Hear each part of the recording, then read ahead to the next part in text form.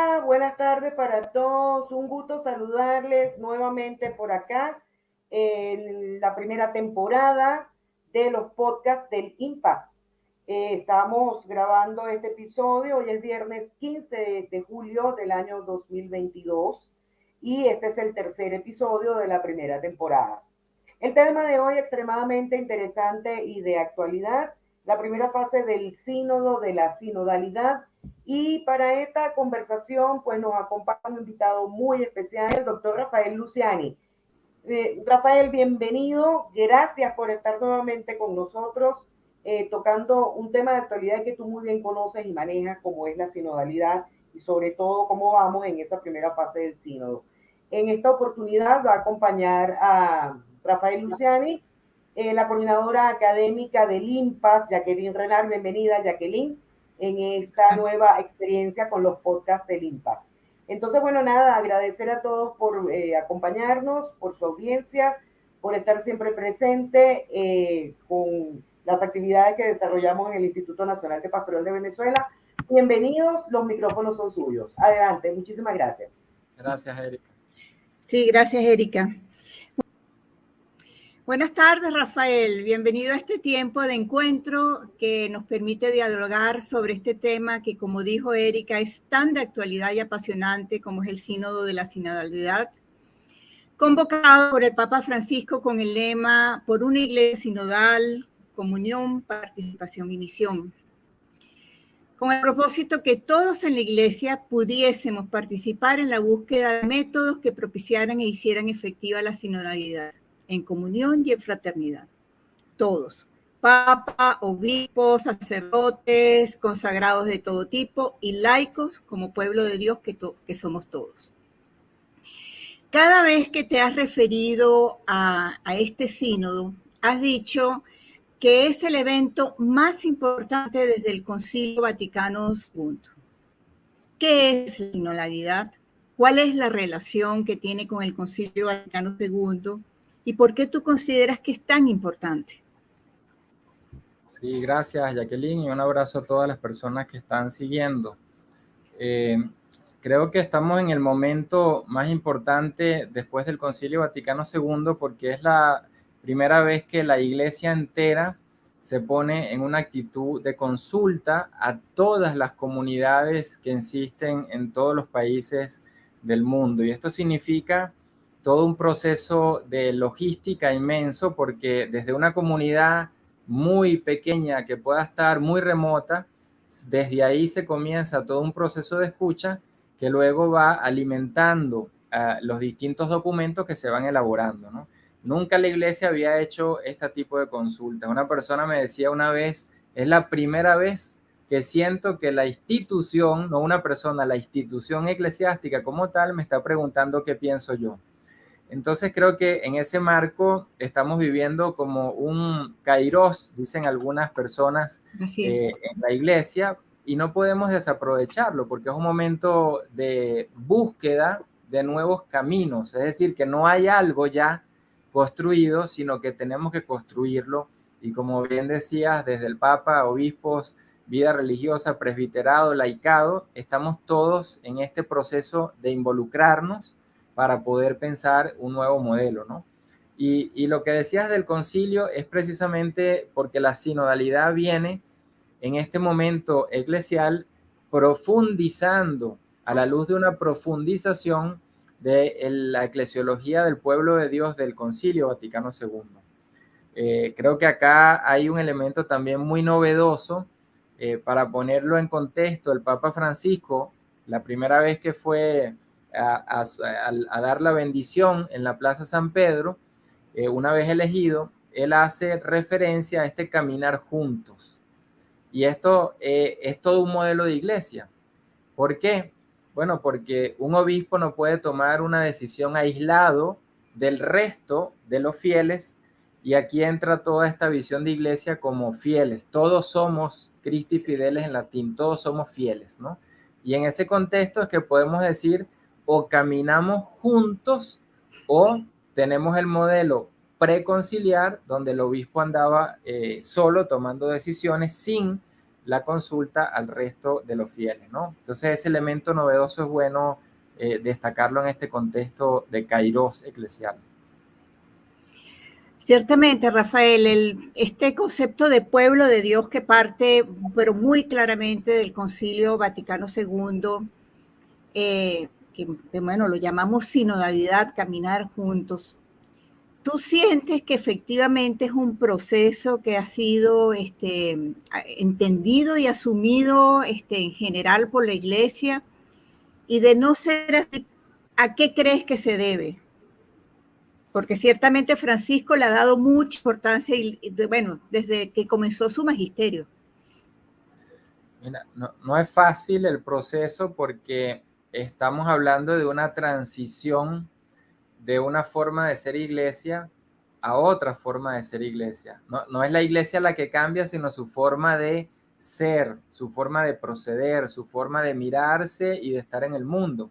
Y esto pues implica en muchas personas un cambio muy fuerte al modo como estaban acostumbrados a ver a la autoridad, por ejemplo, o al tema del poder en la iglesia, o al tema de los ministerios en la iglesia. Entonces, como estamos en ese proceso de búsqueda, de reforma, de renovación, tenemos que estar abiertos a contribuir, porque de otra manera vamos a pensar que se nos está imponiendo un modelo cuando es todo lo contrario. En la medida en que es un modelo sinodal, se tiene que construir en conjunto. Por eso las dificultades las veo yo más que todo en que comprendamos que es un momento, como tantos en la iglesia, de reforma. No es nada nuevo, es un momento de reforma como tantas reformas ha habido previamente en la iglesia, pero nos toca a nosotros ahora vivirla. Así es. Cuando se comienza el sínodo de la sinodalidad, se estableció un itinerario que para las iglesias particulares comenzó en octubre del año pasado con lo que llamamos la fase diocesana. ¿En qué consistió esta fase? ¿Dónde nos encontramos en este momento como Iglesia Universal? ¿Y cuál ha sido la experiencia, ya casi culminando, o sea, prácticamente culminando esta fase? ¿Cuál ha sido la experiencia de esta fase? Sí, el sínodo se concibió en fases porque es una nueva manera también de entender lo que significa esta institución del sínodo. Fíjate que decía antes este proceso de transformación, de renovación, de reforma. Bueno, el sínodo como institución también entra en esa misma dinámica y se habla de fases. Quiere decir que ya el sínodo comenzó en octubre del año pasado, en el 2021, cuando el Papa lo inaugura. Ya estamos en sínodo, pero se desarrolla en fases. Actualmente estamos en la primera fase, que se llama la fase diocesana, porque es la fase de las iglesias particulares, donde hemos sido consultados desde una comunidad, pasando por una organización eclesial o una organización no gubernamental o una universidad. Cualquier institución que haga vida en esa diócesis es parte o ha debido ser parte de ese proceso de consulta. Y ahora nos vamos a una segunda fase, que es la fase continental. Y luego viene la tercera y última fase, que es la fase universal, que es cuando se da la asamblea final en el 2023, en el mes de octubre. Entonces, estamos ya en sínodo, no es que el sínodo es en el 2023, y es un sínodo concebido en fases.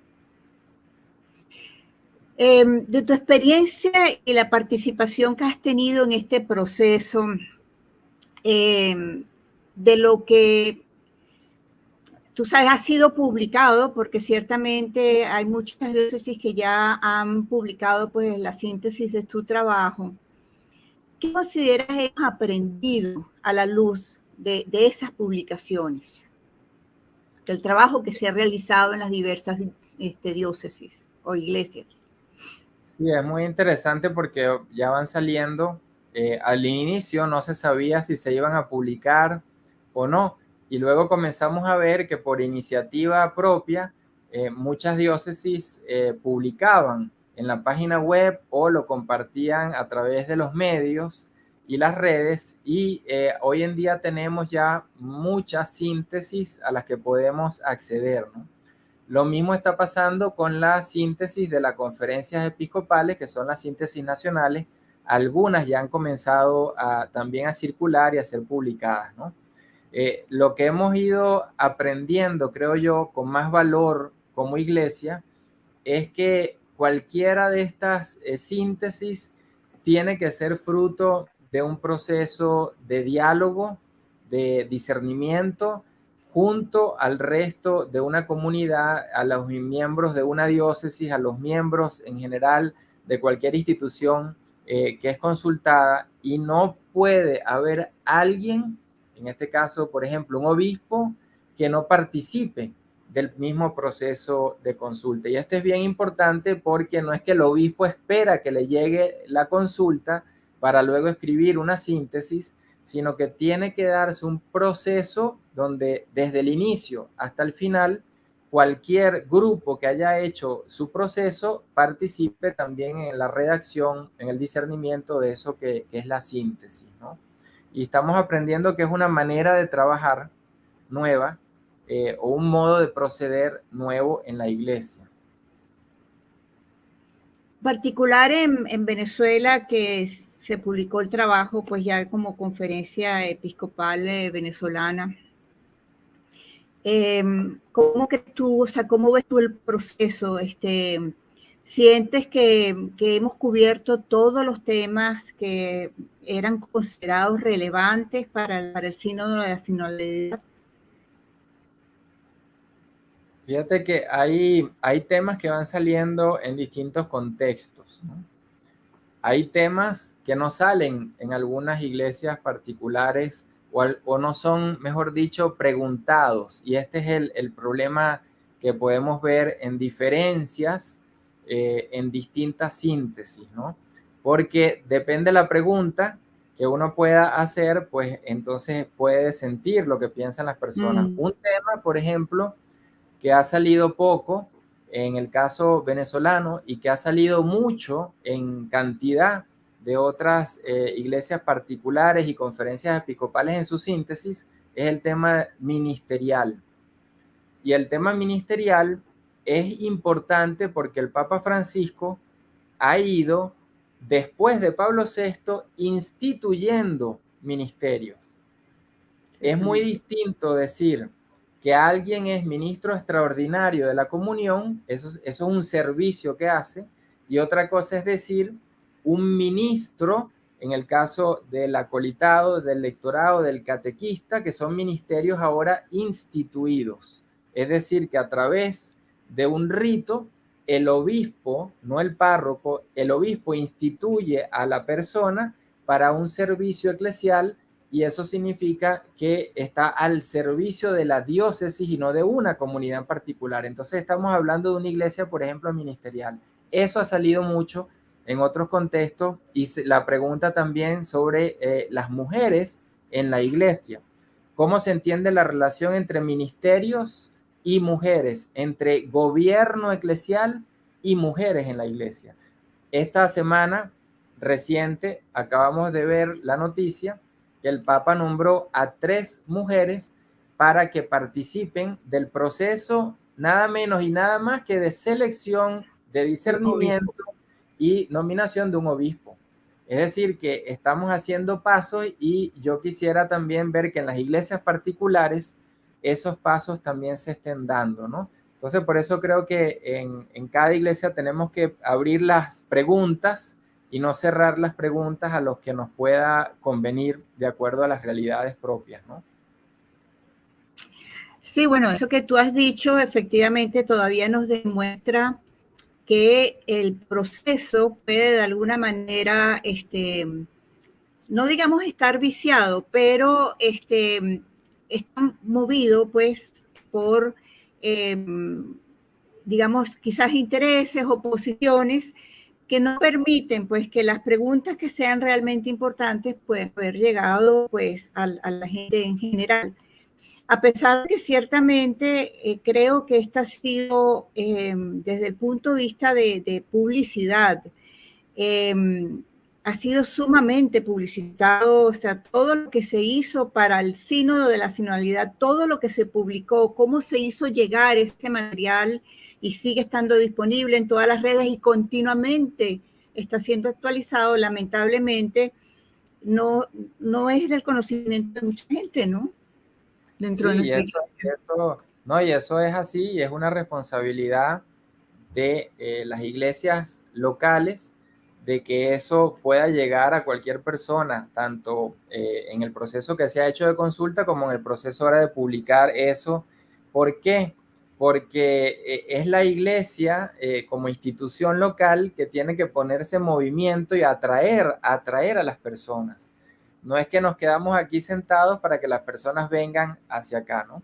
Esa iglesia en salida del Papa Francisco es precisamente la iglesia que tiene que dialogar con la sociedad. Entonces, si las iglesias particulares, si las conferencias episcopales no hacen ese esfuerzo por hacer llegar todo lo que se está haciendo a cualquier persona, no solo a los que están en la institución eclesiástica, sino a cualquier persona, entonces ciertamente estaremos con una falla grande en la misión de la iglesia, porque no es una falla solo de medios de comunicación, es de la misión de la iglesia. La iglesia se debe a la sociedad y se debe al mundo como una servidora, como decía Juan 23. Entonces creo que aquí hay una responsabilidad que ojalá en esta segunda fase, en las conferencias episcopales y en cada iglesia particular, se pueda mejorar, ¿no? Para que la información no solo llegue, sino que se siga invitando a consultar, a escuchar, a discernir, a hacer propuestas, ¿no? Sí, ciertamente, o sea, uno de los objetivos que tenía el Papa Francisco cuando comienza pues todo este proceso del sínodo era poder darle voz a aquellos que no tenían voz dentro de la iglesia.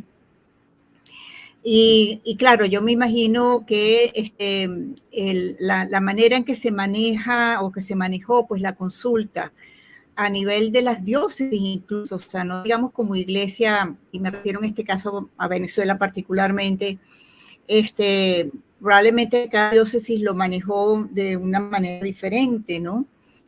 Pero existe, digamos, cuando uno lee el documento, pues la síntesis siente que fue muy dirigido a los que hacemos vida dentro de la iglesia, que no necesariamente pues son los que no tienen voz.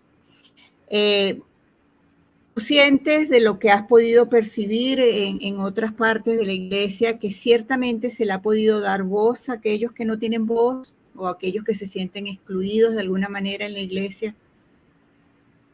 Creo que en algunos lugares se ha dado más y en otros ciertamente se ha dado o menos o muy poco.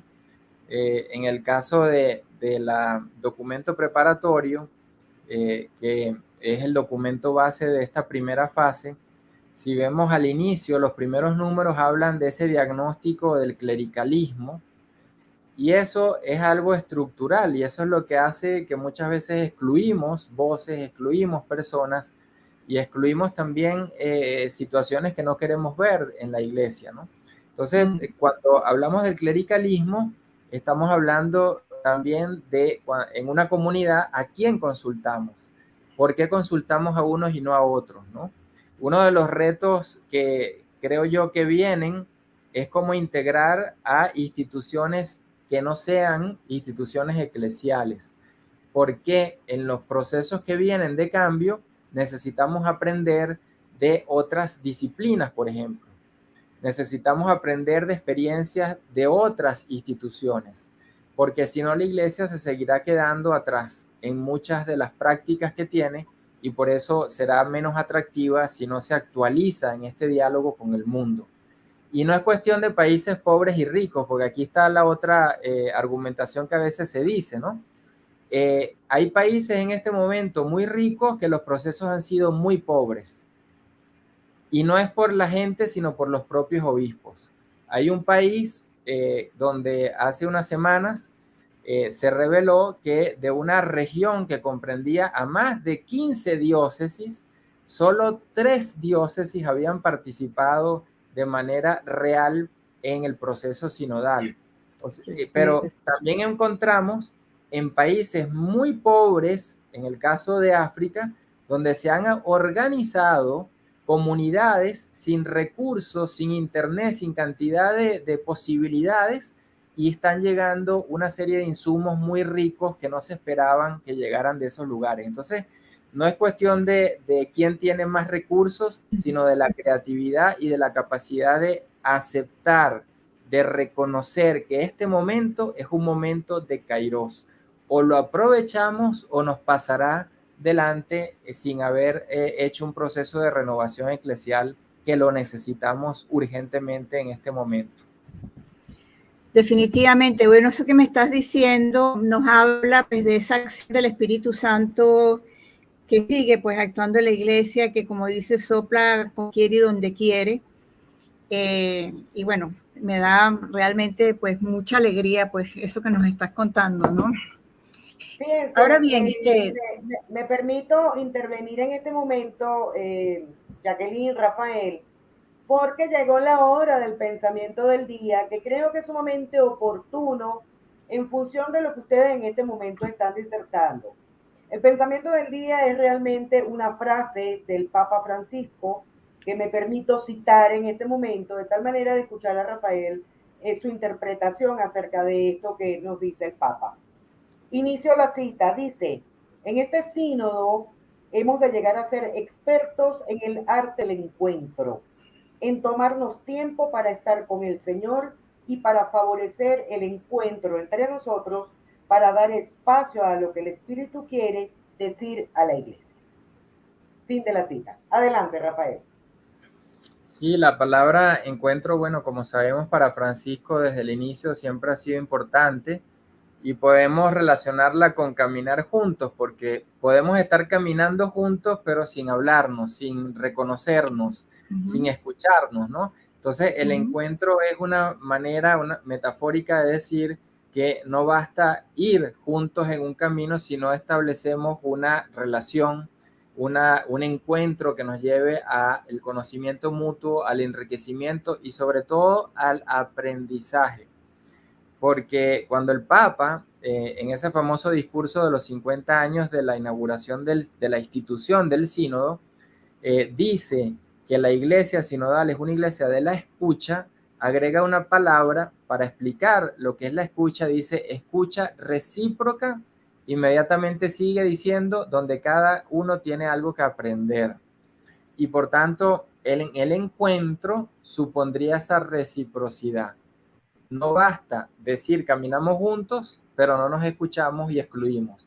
No basta decir caminamos juntos y luego yo impongo mi posición porque soy párroco o porque soy obispo o porque soy el coordinador de la catequesis. No, se trata de buscar una cultura eclesial del encuentro. Y hay un ejemplo con el que termino esta descripción, es cuando tuvimos la inauguración del sínodo, tuvimos la primera asamblea y nos tocó compartir con grupos, y en los grupos había personas que iban desde lo más progresista hasta lo más conservador en el mismo grupo. ¿Y qué se aprendió? Que podemos sentarnos con posiciones completamente distantes y escucharnos. Es posible que al salir de ahí todo el mundo diga sigo haciendo lo mismo, pero el hecho de habernos sentado, de haber conversado, de haber hablado, de haber escuchado las razones por las cuales cada uno piensa como piensa, eso fue un enriquecimiento importante. Creo que ahí está una cultura del encuentro que ojalá que la favorezcamos en las parroquias, en todos lados de la iglesia. Sí, bueno, ahora que hablas de esta cultura del encuentro, necesariamente siento que debo hablar de lo que han sido otras experiencias de sinodalidad que se han dado en nuestro país, que la primera fue el Concilio Plenario de Venezuela, que se realizó en el año 2000 al 2005. Y bueno, y más recientemente las Asambleas Nacionales de Pastoral, la primera que se llevó en el 2015 y ahora hace una semana pues la segunda Asamblea Nacional de Pastoral, donde donde sí siento que efectivamente se ha dado este encuentro, se ha dado esta posibilidad de decir, de participar, de decirle al otro cómo se siente y de dar opiniones, recomendaciones, sugerencias.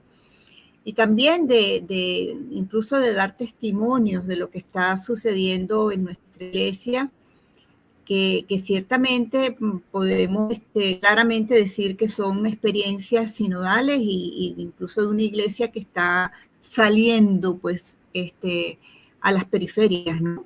¿Crees que es así?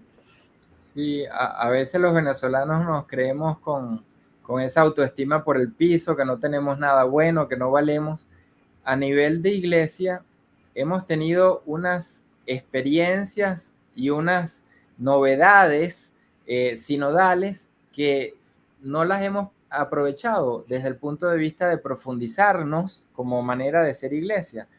El concilio plenario venezolano fue el primer concilio plenario que se hace luego del Vaticano II en América Latina, pero no solo porque se haga un concilio plenario, sino la forma en la que personas laicas, religiosos, religiosas, presbíteros, obispos, se sentaban a discutir, a discernir y a elaborar en conjunto unas decisiones que luego desembocaron en lo que conocemos hoy en día los documentos finales, ¿no?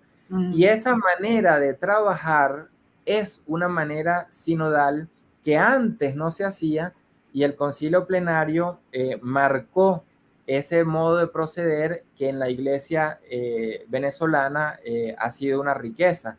En la Asamblea Nacional de Pastoral, la primera y la segunda, ese mismo método es lo más enriquecedor, porque sentarnos juntos en la misma mesa y poder dialogar juntos en la misma mesa, estamos hablando no de una simple encuentro ahí informal, ¿no? Estamos hablando de una posibilidad de vernos, de hablarnos, donde el obispo no está aislado, donde el párroco no está aislado, donde el catequista o quien no incluso está en la iglesia, en una institución, también puede estar ahí sentado, y eso es una manera sinodal de trabajar.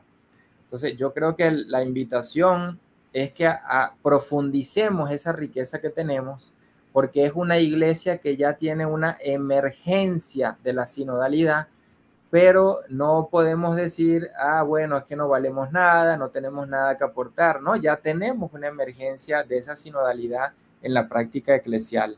¿Cómo la llevo ahora a las comunidades? Ese es el reto que sigue. No a nivel nacional, sino a las comunidades. Ojalá que las parroquias hagan asambleas locales. Ojalá que las instituciones en la iglesia hagan asambleas también. Es decir, que se convierta estos procesos de diálogo, escucha, discernimiento en algo ordinario de la iglesia en todas sus instituciones. Eso sería el reto que tendría ahora la iglesia en Venezuela.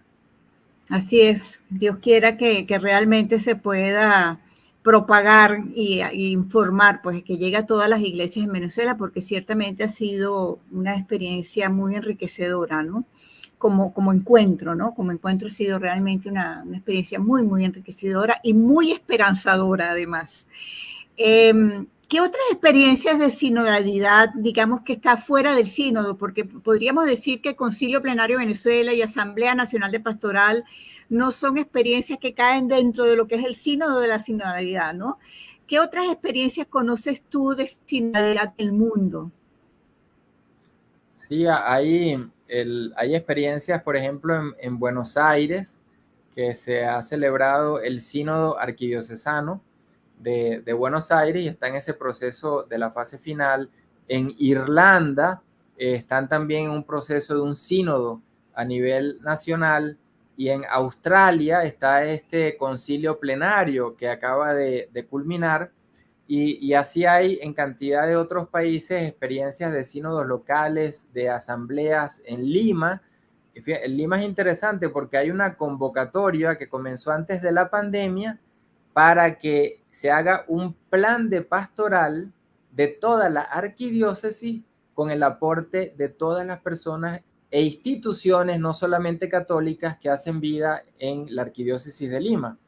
Y esto comenzó porque el arzobispo nuevo, Monseñor Castillo, al inicio recibe una arquidiócesis y tiene que hacer un nuevo plan pastoral.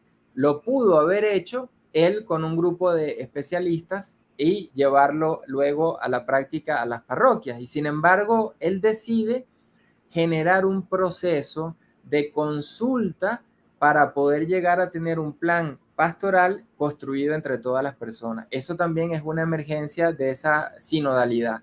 Ojalá que las diócesis, las arquidiócesis, puedan hacer este momento de un momento de consulta, de escucha para hacer sus planes pastorales y que no se limiten a un grupo de especialistas escribiendo sobre lo que será la pastoral de una diócesis, ¿no? Así es. Bueno, ya estamos, o sea, estamos ya cerca de poder de terminar pues este podcast y quería preguntarte, porque ya tú hiciste referencia a lo que es, digamos, todo el itinerario del sínodo y que ahora ya, digamos, culminando esta fase, comienza otra fase que es la llamada continental. Y entendí que también ahora hay otro periodo de consulta, ¿cierto? ¿Cómo se va a llevar a cabo este periodo de consulta? Sí, viene esta fase continental, que es la segunda fase en este proceso de 3 fases, ¿no? Que hace al sínodo de la sinodalidad. En la continental regresa de Roma el primer documento que es escrito con las síntesis de todas las iglesias que enviaron y están enviando en este momento sus conclusiones. Ese documento que se escribe ahora en Roma va a lo que es la fase continental, donde se convoca a una asamblea eclesial continental y luego en esa asamblea eclesial se hace un discernimiento de ese mismo documento y luego los obispos al final de la asamblea eclesial hacen una reunión, un encuentro episcopal y asumen entonces este proceso en un nuevo documento, una nueva síntesis que regresa otra vez a Roma. Entonces es como una dinámica de ir y venir. Ya no es el que viene de Roma un documento y nosotros nos toca simplemente implementarlo como era anteriormente, sino que aquí hay una dinámica de diálogo. O sea, de la consulta local, Roma lo que hace es articular en un documento lo que llega, no añade ni quita. Luego regresa ese documento como expresión de todas las iglesias particulares en una región a esta segunda fase y nuevamente hay ese proceso que decía otra vez de discernimiento de ese documento y va a Roma nuevamente de cada continente esa conclusión y en lo mismo Roma no quita ni pone en este caso, sino que articula el último documento que es el que va a la asamblea final del proceso, ¿no? Y esto es muy novedoso porque antes las cosas venían de Roma escritas sin relación con las iglesias particulares y sin saber y conocer los contextos. Y el Papa Francisco cambia, por eso es la sinodalidad, en esta manera de proceder y ahora es la iglesia particular la que envía a Roma. Y Roma solo articula, lo que vamos a hacer es redactar un documento de acuerdo a lo que llega de las iglesias particulares. Esto es algo realmente novedoso en el modo de proceder de la iglesia. Entonces, ¿tú consideras que tenemos razones para tener esperanza en cuanto a que este proceso va a ser efectivamente posibilidad para que cada bautizado se sienta parte de ese pueblo de Dios, parte activa de ese pueblo de Dios y que se dé una convicción personal y pastoral? ¿Lo crees así? Sí, hay esperanza, aunque a veces creamos que son en pequeños grupos o un número de personas reducidos, pero ese germen es lo que siempre en la iglesia ha permitido los cambios. En la iglesia nunca ha habido un cambio por una mayoría que lo pide o que lo realiza. Entonces creo que hay esperanza y si lo estamos viendo ahora en las consultas que aparecen, las cosas que están saliendo, hace 5 meses la gente decía que no iba a salir, o que el grupo lo iba a censurar, o que el obispo no iba a permitir que saliera. Y un ejemplo claro es en Barcelona, la arquidiócesis de Barcelona en España, cuando llega la síntesis de todo lo que recogen y tienen que hacer la síntesis, había un tema que era el del ministerio ordenado para las mujeres y el diaconado para las mujeres. ¿Y qué hace el arzobispo? No lo quita, lo dejó en la síntesis.